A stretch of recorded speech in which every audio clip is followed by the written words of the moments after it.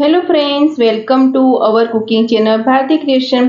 સાંજ માટે કંઈક ચટપટું ખાવાનું મન થાય અને ઘરમાં રહેલા ઇન્ગ્રીડિયન્ટમાંથી કંઈક બનાવવું હોય તો સૌરાષ્ટ્રનું ફેમસ સ્ટ્રીટ ફૂડ પાઉં રગડો અવનવી ચટણીઓ તેમજ મસાલા સિંગ સાથે આ પાઉં રગડો ખૂબ જ ટેસ્ટી બને છે અને ઘરમાં રહેલા ઇન્ગ્રીડિયન્ટમાંથી જ બની જાય છે એકદમ સિમ્પલ રીતે. તો ચાલો બનાવીએ. સ્વાદમાં સુપર ટેસ્ટી અને ફટાફટ બની જતા પાઉં રગડા માટે મેં 1 કપ જેટલા સફેદ વટાણાને 3 થી 4 કલાક માટે પલાળી લીધા હતા અને વટાણા છે તે સરસ રીતે પલળી ગયા છે. અત્યારે મેં સફેદ વટાણા લીધા છે. સફેદ વટાણાની જગ્યાએ તમે ગ્રીન વટાણા મળે છે તે પણ લઈ શકો છો. હવે આપણે આ વટાણાને બાફવા માટે મૂકીશું. એ માટે આમાંથી વધારાનું પાણી દૂર કરીશું. વટાણાને બાફવા માટે આપણે કુકરમાં જે પલાળીને વટાણા રાખ્યા છે તે નાખીશું. રગડાનો કલર સરસ આવે એ માટે પિંચ જેટલી હળદર, ટેસ્ટ પ્રમાણે મીઠું. વટાણાની સાથે જ આપણે 1 નંગ જેટલું બટેકું લીધું છે અને તેને આપણે રફલી કટ કરી લીધું છે તે નાખીશું. બટેકું નાખવાથી આપણે જે રગડાની થિકનેસ છે તે સારી આવશે અને ટેસ્ટી પણ બનશે. હવે તેની સાથે આપણે અડધો કપ જેટલું પાણી મિક્સ કરીશું. પાણી મિક્સ કરીને આપણે બધું સારી રીતે મિક્સ કરી દઈએ અને કુકરનું ઢાંકણ બંધ કરીને આપણે મીડિયમ ફ્લેમ પર આની 3 વિસલ કરી લઈએ.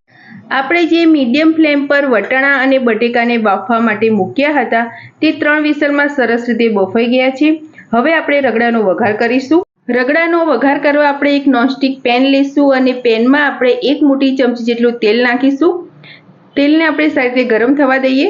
તેલ સહેજ ગરમ થાય પછી તેમાં આપણે 1 ચમચી જેટલી આદુ લસણ મરચાંની પેસ્ટ નાખીશું અને પેસ્ટને આપણે સહેજ તેલમાં સારી રીતે સાંતળી લઈએ. ગેસની ફ્લેમ આપણે મીડિયમ જ રાખીશું. પેસ્ટ સરસ રીતે સંતળી જાય પછી તેમાં આપણે 1 નંગ ઝીણી કટ કરેલી ડુંગળી નાખીશું અને ડુંગળીને પણ સહેજ ટ્રાન્સફર થાય ત્યાં સુધી આપણે આમાં સાંતળી લઈએ. લગભગ 1 મિનિટ જેવું થઈ ગયું છે અને આપણે જે ડુંગળી કટ કરીને નાખી હતી તે સરસ રીતે સંતળાઈ ગઈ છે. હવે તેમાં આપણે 1 નંગ કટ કરેલું ટમેટું મિક્સ કરીશું. તેની સાથે આપણે અમુક મસાલા પણ કરી લઈએ જેથી મસાલા પણ તેલમાં સારી રીતે સંતળાઈ જાય. અડધી ચમચી જેટલી હળદર, 1 મોટી ચમચી જેટલું કાશ્મીરી લાલ મરચું પાવડર, અડધી ચમચી ગરમ મસાલો, 1 ચમચી ધાણા જીરું પાવડર, અડધી ચમચી આમચૂર પાવડર અને ટેસ્ટ પ્રમાણે મીઠું મિક્સ કરીશું. મીઠું અત્યારે આપણે ટમેટા અને ડુંગળી જે લીધી છે તેના ભાગનું જ મિક્સ કરીશું. હવે આ બધા જ મસાલાને આપણે આમાં સારી રીતે સાંતળી લઈએ. મીડિયમ ફ્લેમ પર આપણે આ મસાલાને સાંતળીશું જેથી તે બળે પણ નહીં અને જે આ ટમેટા અને જે ડુંગળી નાખ્યા છે તે પણ સરસ રીતે સંતળાઈ જાય. મસાલા સંતળાઈ જશે એટલે તેમાંથી તેલ છૂટું પડવા મળશે. મસાલાને સંતળાતા લગભગ 2 થી 3 મિનિટ લાગશે એટલે આપણે મીડિયમ ફ્લેમ પર બધા જ મસાલાને સારી રીતે સાંતળી લઈએ. લગભગ 2 થી 3 મિનિટ જેવું થયું છે અને આપણે જોશું તો ટમેટા સરસ સોફ્ટ થઈ ગયા છે અને મસાલામાંથી તેલ પણ સરસ રીતે છૂટું પડવા માંડ્યું છે. તો આપણા મસાલા અને જે ટમેટા ડુંગળી નાખ્યા હતા તે સરસ રીતે આમાં સંતળાઈ ગયા છે. તેમાં હવે જે આપણે બાફીને વટાણા અને બટેકા રાખ્યા છે તે મિક્સ કરીશું. વટાણા અને બટેકા અંદર નાખીને આપણે બધું સારી રીતે મિક્સ કરી દઈએ અને જે આપણે સ્પેચ્યુલા લીધા છે તેની મદદથી જે બટેકા છે તેને આપણે સહેજ ભાગતા જશું. મીડિયમ ફ્લેમ પર આપણે આ ગ્રેવીને પકવવાની છે. આપણે જે બાફેલા વટાણા અને બટેકાને ગ્રેવીમાં મિક્સ કર્યા હતા તે સરસ રીતે મિક્સ થઈ ગયા છે. હવે બધો જ મસાલાનો ટેસ્ટ આપણો બાફેલા વટાણા અને રગડામાં આવી જાય એ માટે આપણે આને ઢાંકીને 4 થી 5 મિનિટ માટે ઉકળવા દઈશું.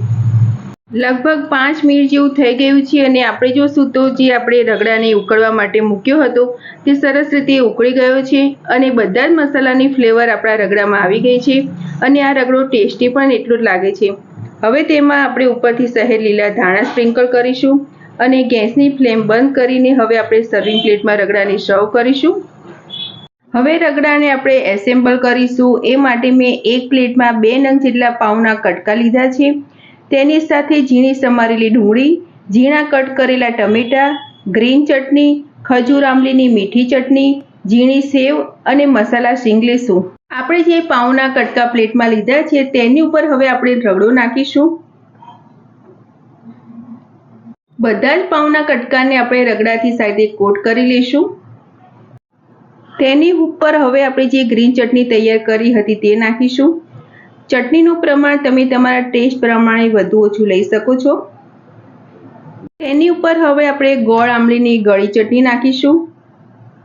હવે થોડા ઝીણા સમારેલા ટામેટા, થોડી ઝીણી કટ કરેલી ડુંગળી,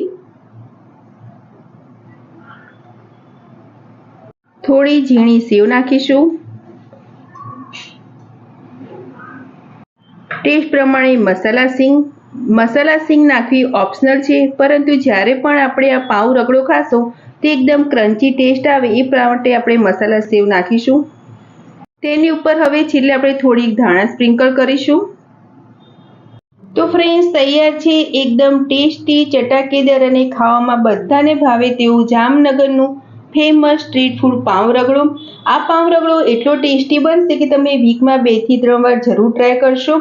અને જો તમે ટ્રાય ન કર્યો હોય તો એકવાર જરૂર બનાવજો. ખૂબ જ ટેસ્ટી બને છે અને બનાવવામાં એકદમ સિમ્પલ છે. જો તમને પાઉં રગડાની રેસીપી સારી લાગી હોય તો મારા વિડીયોને લાઇક, શેર અને આવી જ નવી રેસીપી જોવા મારી ચેનલને સબસ્ક્રાઈબ કરજો. મારો વિડીયો જોવા બદલ થેન્ક યુ.